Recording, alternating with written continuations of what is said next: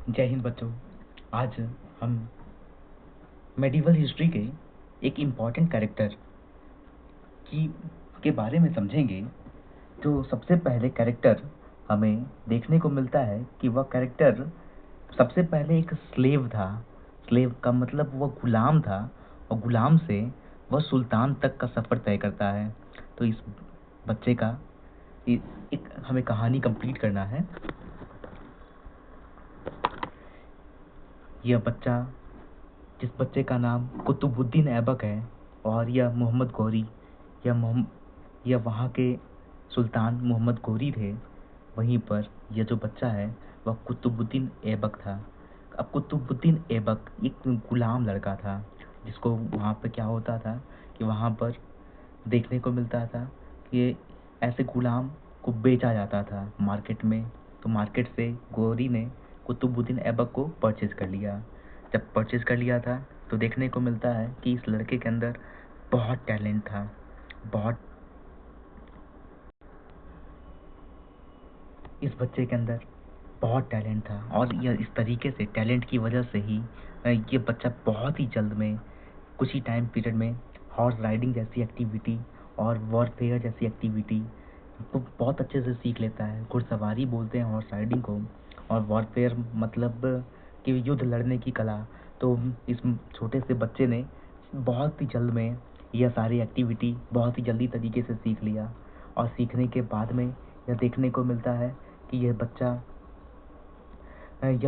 बहुत ही जल्दी loyal lieutenant बन जाता है। मतलब एक बहुत बड़े पोस्ट पर मोहम्मद गौरी के ये वो जो राजा थे, राजा के बहुत बड़े पोस्ट तक यह बच्चा पहुंच जाता है। अब मोहम्मद गौरी इंडिया पे अटैक करते हैं और इंडिया पे अटैक करते हैं तो वो जो अटैक करते हैं वो बैटल ऑफ तराइन 1192 में कंप्लीट हुआ। और 1192 में जब बैटल ऑफ तराइन कंप्लीट होता है तभी यह देखने को मिलता है कि इनको कि मोहम्मद गौरी इंडिया पे अटैक करते हैं। इंडिया के जो राजपूत राजा थे उनको हरा देते हैं और हराने के बाद में वो वापस अपने सेंट्रल एशिया रीजन चले जाते हैं। सेंट्रल एशिया जब वो चले गए थे तो उन्होंने कुतुबुद्दीन ऐबक को गवर्नर अपॉइंट कर दिया था।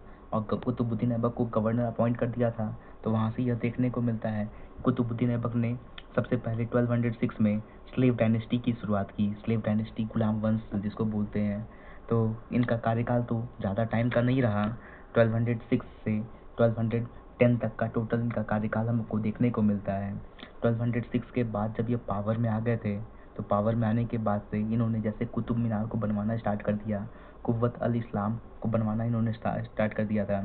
इसी तरीके से हमें देखने को मिलता है कि यह लोगों की बहुत ज़्यादा ये इनका जो नेचर था वो हेल्प करने वाला नेचर था, जिसकी वजह से इनको लाख बख्श करके बोला जाता था। 1210 में यह देखने को मिलता है कि पोलो एक गेम खेलते खेलते में इनका डेथ हो जाता है। तो हमारी कहानी के आज एक इम्पॉर्टेंट कैरेक्टर जिनका नाम कुतुबुद्दीन ऐबक था। कुतुबुद्दीन ऐबक स्लेव से सुल्तान बने। स्लेव एक गुलाम से एक साम्राज्य एक राजा राजा बने। इनकी ऐसी कहानी।